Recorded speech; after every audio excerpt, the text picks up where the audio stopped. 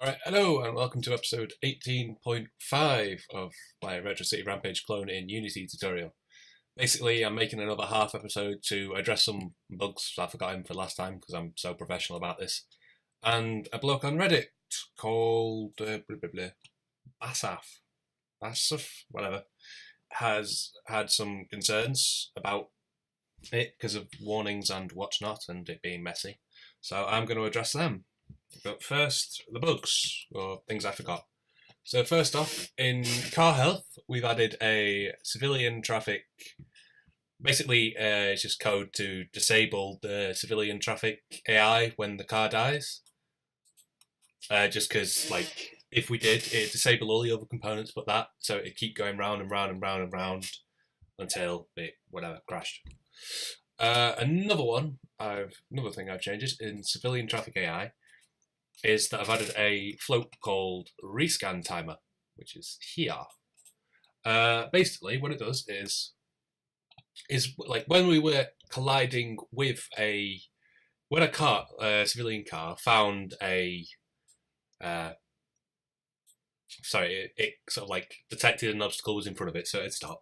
It would call find object of type A star path and scan it. So it would rewrite this grid, to account for where the car was, so the NPC would be able to get around it. But this would cause like massive spikes in the profiler and crap on the frame rate, which was not good. So to get around that, I've added in the rescan timer, and basically it will, when this is detected, it was basically called from detect obstacles, just basically the same as calling it in the update function, but whatever. It just counts down from 0. If it's more than 0, it'll count down till it's less than 0. And if when we're hitting something and rescan timer is 0, then it will scan and reset the rescan timer to 5. So basically what it does is it'll only scan a sort of minimum of once every 5 seconds, which basically stops the performance crapping itself, which is good because, yeah, that's good. So it's basically a performance fix, and I think in one of the scripts, maybe for the NPC AI, we had to remove a enter car script reference. I should have probably written down where it was, but whatever. One of the scripts had an enter car reference that we didn't need, which I forgot, and yeah. So you can remove that. It'll come up as a little. If you've been following along, it'll come up under the little warnings thing saying EC is declared but never used, so you can just like get rid of that. And he also, the person on Reddit, had a couple of concerns about it being messy, which I might have mentioned, and warnings. So for about the variable names, which basically, I said before, it'd be EC or E. Basically what they were is just shorthand. So E was for exception, and EC was for the enter car script and whatnot. I just do that occasionally. But we've actually managed to get rid of them, because on the any try catch whatever using, so say we used to have system.exception E here, which was where it was bringing up the warning. But yeah, it turns out you don't need that, so I just took it out because we didn't need it, and so we just have try and catch here. And we added a check for if the target's null or the target's invalid, then it'll just tell me rather than causing an error. But it logs it to the error bit just so it's not caught in with all the debugging stuff from the A-star pathfinding. What else? Naming. It was apparently just bad practice to have test car and 6 whatever. But I kind of like it because it's easier to find stuff, because you can see all the cars here just listed, and you can know the difference. So if you quickly going between them, you can change them. I like it that way, so I am going to keep it that way.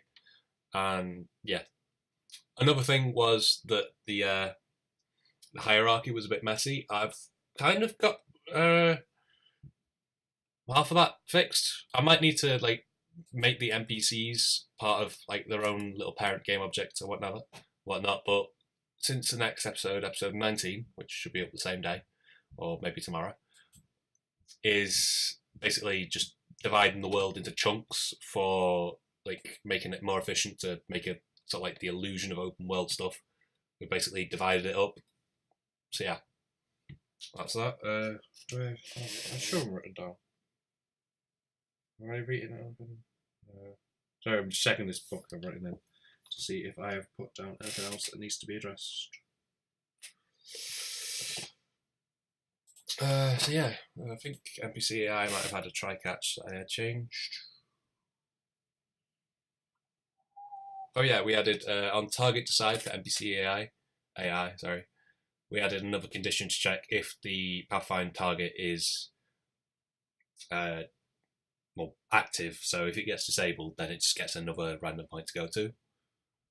And what else? We got rid of another bit of the catch exception-y because we didn't need it. Shop items, fine. Civilian traffic, like I said, we did the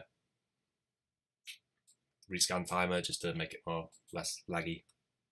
NPC health, did we do anything here? No, I don't think we did. Okay. 2D Pathfind. I think I added something here, but we didn't need that because that doesn't work. So just get rid of that.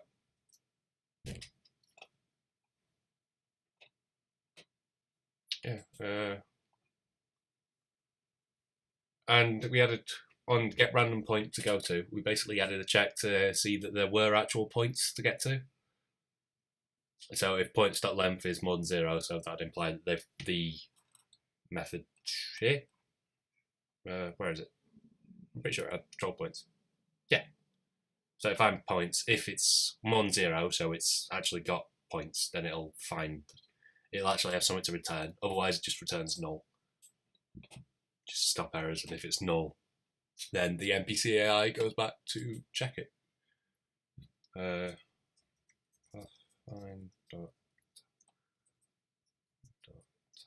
target.